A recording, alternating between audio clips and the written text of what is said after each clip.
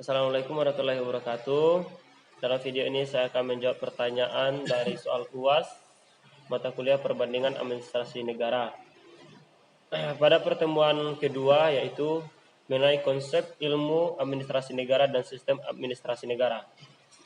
Dalam kepustakaan politik dikenal istilah trias politika, yakni suatu konsep pembagian kekuasaan negara berdasarkan fungsinya. Menurut John Locke dalam bukunya Two Treatises of Civil Government pada tahun 1960, membagi kekuasaan atas legislatif, eksekutif, dan federatif.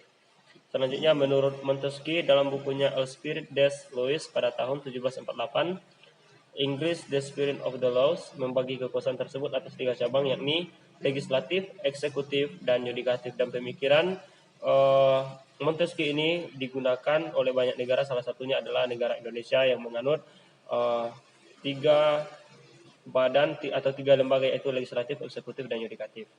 Mekanisme hubungan administratif antar ketiganya biasanya didasarkan pada mekanisme check and balance, mekanisme saling mengawasi.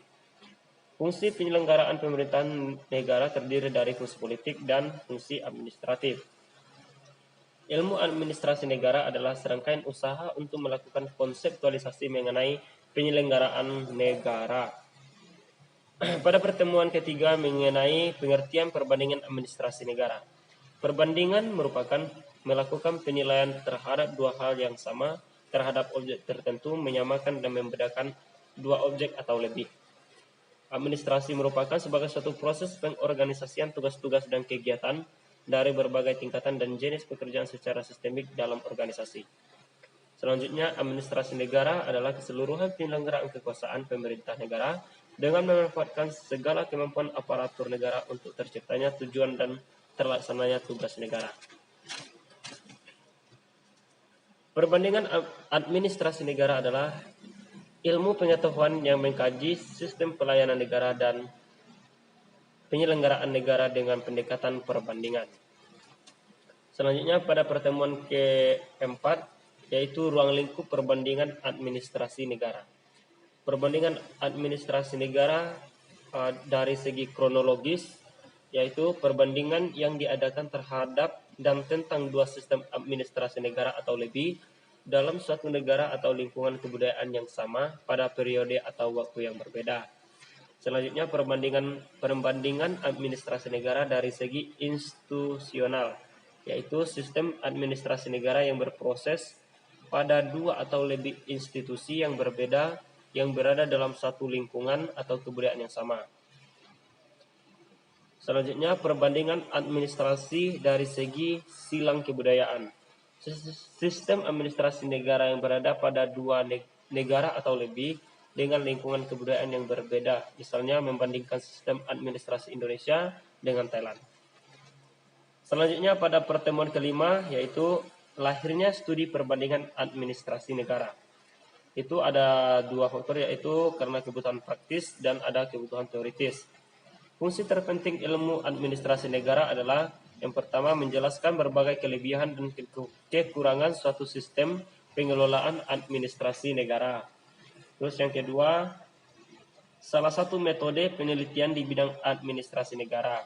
Selanjutnya tolak ukur pengelolaan administrasi negara, menjawab persoalan-persoalan akademik dan memperkaya khazanah pengetahuan. Adapun tujuan ilmu perbandingan administrasi negara yaitu mengkaji dan menganalisis. Yang kedua mencari pengetahuan. Yang ketiga mempelajari kebudayaan yang beragam. Yang keempat mengadakan identifikasi. Dan yang terakhir adalah meneliti dan memastikan perubahan. Selanjutnya pada pertemuan ke-6 yaitu tujuan studi perbandingan administrasi negara. Yang pertama, tujuan dan masalah perbandingan administrasi negara, yaitu mencari atau menemukan. Selanjutnya menemukan cara berpikir, mempelajari karakter, mendapat kejelasan, mengidentifikasi faktor-faktor, menentukan perubahan, dan menjelaskan perbedaan. Dalam membandingkan lembaga dan prosesnya biasanya dilalui tahap-tahap tertentu, yaitu yang pertama, kegiatan deskriptif.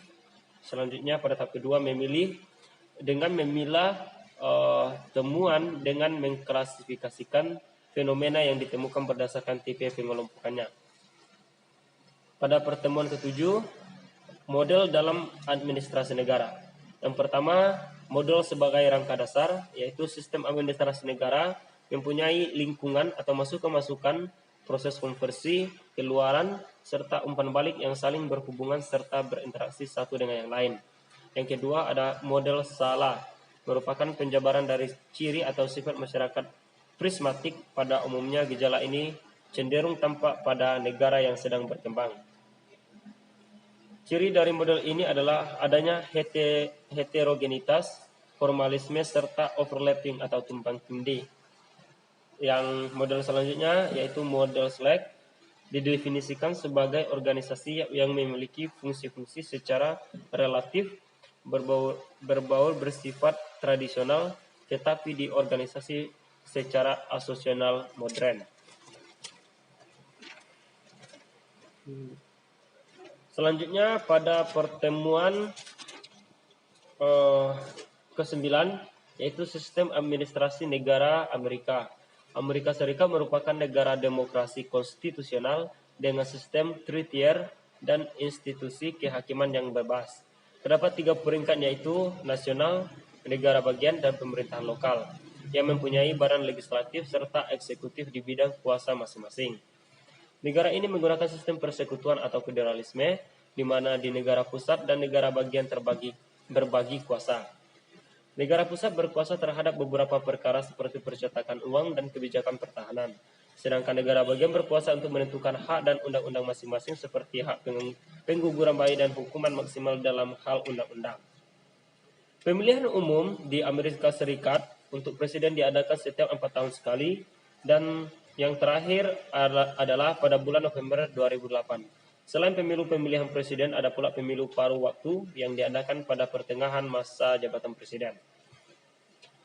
Pertemuan selanjutnya yaitu sistem pemerintahan Cina. Bentuk negara yaitu kekuasaan yang terdiri atas 23 provinsi. Bentuk pemerintahan Cina yaitu republik dengan sistem demokrasi komunis. Kepala negara Cina, presiden, kepala pemerintahannya adalah Perdana Menteri. Cina adalah negara yang menerapkan paham komunis dalam bidang politik. Cina menerapkan sistem komunis dengan kontrol yang ketat terhadap warganya. Dalam bidang ekonomi, Cina menerapkan ekonomi pasar. Cina juga menggunakan trias politika dalam penyelenggaraan pemerintahan negara, yakni legislatif, eksekutif, dan yudikatif. 3. Selanjutnya pertemuan ke-11 yaitu mengenai sistem administrasi negara Yordania. Bentuk negara yaitu negara kesatuan. Yordania adalah negara sentralistik dengan membagi wilayah administrasi ke dalam gubernuran yang masing-masing dikepalai seorang komisioner. Yang kedua, sistem pemerintahan yang dianut oleh Yordania adalah sistem pemerintahan monarki konstitusional, yaitu sistem pemerintahan yang kepala negaranya adalah seorang raja, sedangkan kepala pemerintahnya adalah seorang perdana menteri. Sistem politik, lembaga atau badan negara Yordania terdiri dari raja, dewan menteri, majelis nasional, dan mahkamah atau majelis pengadilan. Partai politik, Yordania merupakan negara dengan sistem politik multipartai di mana terdapat 30 partai politik. Partai terbesar merupakan oposisi terhadap pemerintah yakni Islamic Action Front dan Partai Netral Jordania National Youth Party. Yang kelima, birokrasi di Yordania tersangkut dalam hal transparansi dalam pelaksanaan birokrasi oleh pemerintah. Yordania menduduki 50 besar negara korup. Demografis Yordania. Mayoritas penduduk Jordan merupakan etnis Arab dengan total 98% dari total populasi, sementara sisanya terdiri atas kelompok etnis Armenia dan Sirkasia yang terdiri masing-masing 1% dari total populasi. Pembagian wilayah Yordania terbagi ke dalam 12 provinsi yang bernama gubernuran yang terbagi dalam 54 departemen atau distrik yang dinamakan dengan nahia. 3. Pada pertemuan ke-11 sistem pemerintahan negara Inggris. Inggris adalah negara kesatuan yang terdiri dari England, Scotland, Wales dan Irlandia Utara. Bentuk negara Inggris adalah negara kesatuan. Bentuk pemerintahan negara Inggris adalah monarki konstitusional dan sistem pemerintahan yang dianut oleh negara Inggris adalah parlementer murni. Sistem dan struktur pemerintahan Inggris. Yang pertama, eksekutif. Lembaga eksekutif adalah seorang raja atau ratu. Kekuasaan raja dan ratu bersifat simbolis dan tidak dapat diganggu-gugat. Perdana Menteri menjalankan pemerintahan sebagai penghubung antara raja dan ratu dengan kabinet. Yang kedua, legislatif. House of Lords, Majelis Tinggi, lembaga yang terdiri dari para bangsawan dan diangkat secara turun-temurun dengan anggota 731 orang. Masa jabatan seumur hidup tidak bisa diganggu-gugat.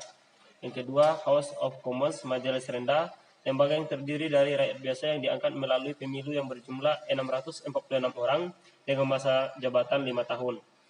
Selanjutnya, yudikatif, terdiri dari Mahkamah Agung, Pengadilan Tinggi, Pengadilan Mahkota. Pada Majelis Rendah terdapat 2 partai, yaitu Partai Buruh diwakili oleh para guru, pejabat asosiasi buruh, dan tenaga terampil. Yang kedua, Partai Konservatif diwakili oleh orang-orang yang berlatar belakang bisnis. Pertemuan yang terakhir yaitu sistem pemerintahan negara Thailand. Luas wilayah yaitu 513,1159 km. Negara Thailand memiliki 76 provinsi, 1 spesial provinsi yaitu Provinsi Bangkok. Jumlah penduduk Thailand berkisar 65 juta jiwa. Sistem pemerintahan Thailand monarki konstitusional. Raja Bimbal Adulyadej berkuasa sejak 1946. Sejarah pendirian Thailand yaitu migrasi besar-besaran etnis Thai dan Yunan ke Cina karena invasi bangsa Mongol di abad 13. Kedudukan raja. Lese Majesté Lau Angi masih berlaku. Raja lebih dari sekedar simbol. Selanjutnya, raja simbol identitas nasional dan persatuan. Yang keempat, pemerintahan tidak stabil dan Perdana Menteri berganti 33 kali sejak 1932. Namun posisi raja dan monarki tetap stabil dan agung. Perdana Menteri dan sistem parlementer. Menurut konstitusi, kepala pemerintahan adalah Perdana Menteri. Perdana Menteri harus anggota parlemen. Anggota kabinet tidak harus anggota parlemen. Selanjutnya, mosi tidak percaya dapat diajukan apabila tercukupi jumlah suaranya. Hanya ini yang bisa saya sampaikan. Mohon maaf jika ada kesalahan. Sekian dan terima kasih.